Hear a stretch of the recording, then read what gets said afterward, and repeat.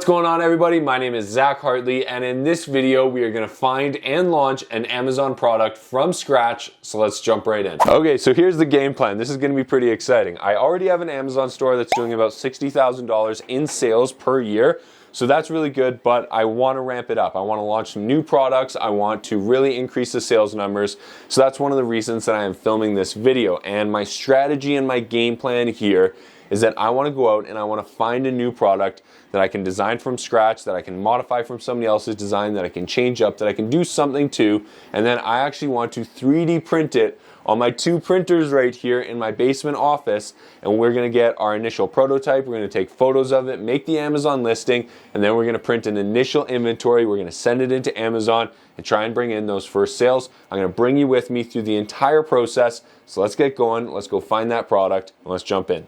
Alright, so when it comes to product research, and particularly for us since we are 3D printing the product, there's a couple of things that we need to keep in mind. First thing is color. This here is an example of a watch mechanism, a mechanical watch mechanism. So this is what is happening inside of every mechanical watch and clock. And I printed it out of black and red, basically PLA filament on the printers that you saw. The problem here though is that since it's two colors, those two color components cannot be printed at the exact same time, therefore making the manufacturing and assembly a little bit more complex, and it takes a longer amount of time. Now, the other thing that we need to consider here, since we're 3D printing, is that these 3D prints don't always come out perfect, and they are built in layers. So you can feel the layers, and you can also see some of the defects and some of the imperfections in these parts. Unfortunately, it's really difficult to make a perfect 3D printed part. And so for us, I would rather not try and make a really aesthetic and perfect looking product. I would rather make a functional product that solves a problem and that somebody can find very, very useful. That's the goal of what we're going to try and search for. Now, a lot of people, when they get started on Amazon, they try and search their products or source their products from China through Alibaba, AliExpress, or a couple of other vendors. The problem with that is that you don't have a strategic advantage, because if there's a 17-year-old with a couple $1,000s in his pocket that can copy you with a laptop messaging the same suppliers as you, you have a major, major problem, and it means that somebody else is going to enter your market, they're going to sell the same product for a lower price, and you're going to be on a race to the bottom. And so if you decide to get into the Amazon game, my advice to you is to find a strategic advantage that cannot be copied by a 17-year-old with a laptop.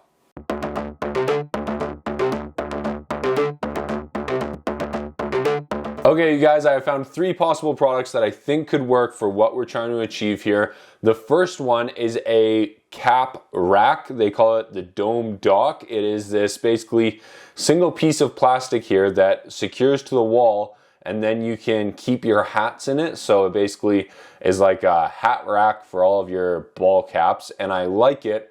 My only concern is that there might be a patent for it. There might be some level of infringement if I just kind of copy it. Now the next one here is the skull planter. I saw this one because it was actually doing really, really well on Etsy. I typed it into Amazon, and some of these are doing extremely well. This one has 575.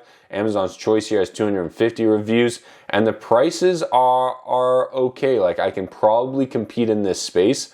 Like $27, I could probably print that for a lot cheaper and still have some margin to come out of it. But the challenge with this is that it is a little bit aesthetic. Because I'm going to be 3D printing, I'm not going to have the shadow and some of the designs here and some of the highlights and the details that some of these other skulls have.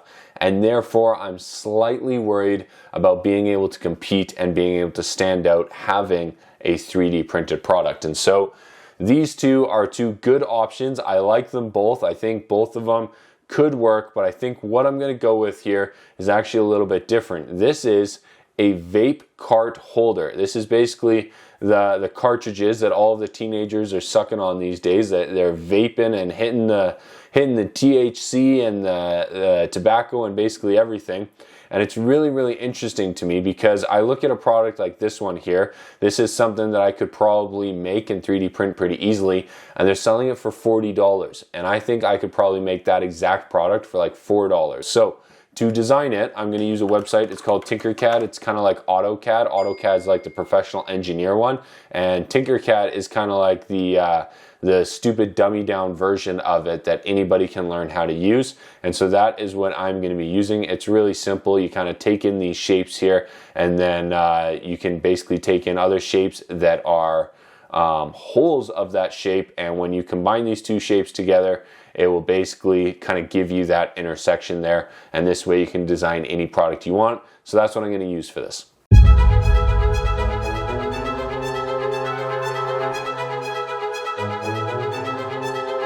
Okay everybody, we are back. I have finished the design for our vape holder, and it is a pretty simple design. It basically looks like a brick on the side here, and then we've got 10 holes on the top where you can insert your vape holders, and then we've got a just very simple S and an I kind of indented in the top here. I wanted to keep it very simple so that it is cheap to print. We can compete on cost, we can kind of undercut everybody else and still make some margins. And so this is what it looks like. Now I got to put it into a slicing software to get it ready for the printer, and then it's time to print.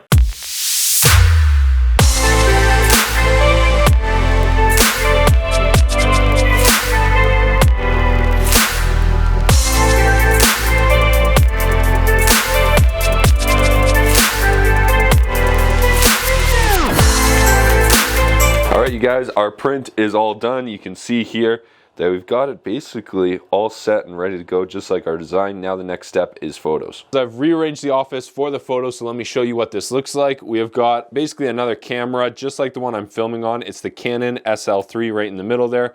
We've got our cartridge holder right there. We've got an LED light on this side and a big box light on the right.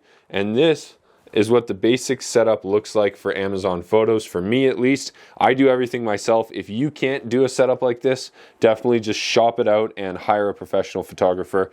But it's time to get going.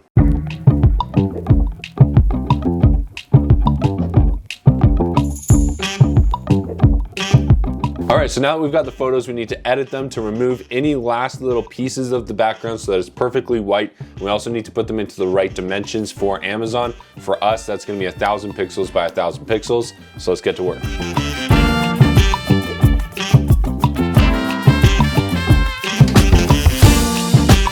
Okay everybody, so I just spent about 20 minutes getting those photos done, and they're looking really good. Now it is time to build the listing, but before we can do that, we need to determine our price and our gross profit and what our margins look like on this product. So to do that, I have an Excel sheet that I use for all of my products, and it basically breaks down what is the cost, what is Amazon going to take, and what are we left over with. So starting at the top here, we have our retail price. So this is going to assume that I come into the market and I undercut everybody and I sell it at $9.99. My referral fee on that is 15%, so right off the bat, $1.50 goes to Amazon. I usually budget for about 10 cents to taxes, and then my FBA fee. This is kind of an X factor. This could change. It could go up to $3 or $3.50, but as of right now, my experience tells me I think it's going to be $2.66, and that is because we don't have a final number because we haven't sent in the products yet, and we haven't got a final quote back from Amazon. The product cost itself is $1.20 US. That accounts for the actual filament and the electricity, and that brings my total cost to $5.46, and then it costs me about 60 cents per unit to ship it down to Amazon. Usually my boxes are going down to Texas. Now I do think this number is a little conservative. I think realistically it's going to come in at like 40 or 50 cents, but I do want to be conservative here. I want to use worst case scenario numbers, because as of right now that would leave me with $3.93 USD worth of profit on basically a $10 sale, which is 39% gross profit, or about $5 Canadian for me because I live in Canada. And overall, I think that's actually really, really good for a product that costs $10. I'd actually be really, really happy with that. And let's say things go really, really well and I'm selling out all the time, we can start to up our price and we can start to get pretty close to a 50% gross profit margin here on Amazon, which is actually, in my books at least, really, really good. So I'm pretty happy with this. Now it is time to make the listing. We're going to start out at $9.99 because I want to get some positive reviews. I want to go get some momentum. I want to get some units out there, and I want to get started on the right foot. So we're going to go in at $9.99, 40% gross profit here. I'm liking it. Let's get started.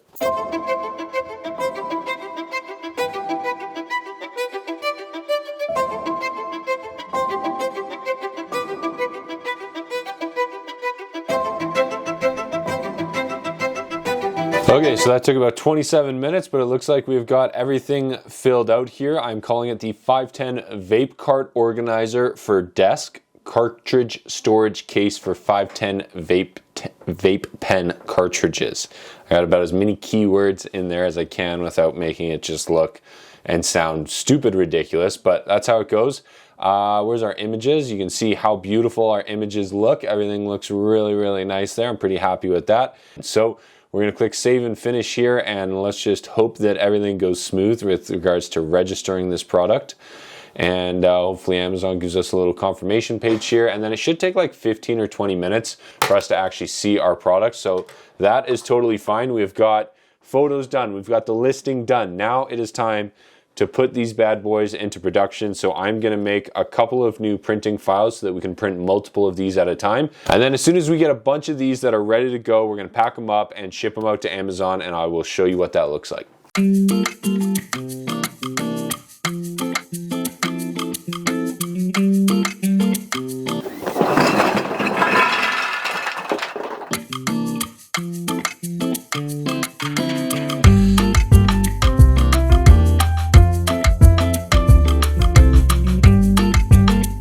Everybody, this is what the final package looks like. Here it is. We've got the customs information on the top, the Amazon information on the bottom, and the UPS label on the top here. This is what we are going to be sending in, and that is how you can create, design, manufacture, and list a brand new Amazon product in basically 3 days. So I had a lot of fun doing this. If you're interested in seeing when these sell, how much they sell, and how much money we make sure to click that subscribe button, because I'm gonna be launching a new video here that basically summarizes everything and shows you how sales are going in a couple of weeks. And if you got any value out of this video, please remember to click that like button. I sincerely appreciate it. It really helps share this video, share some of that knowledge, and help other people start an Amazon business. So if you're interested in anything like that, check out the links down below, and we'll see you soon. Thank you so much for watching.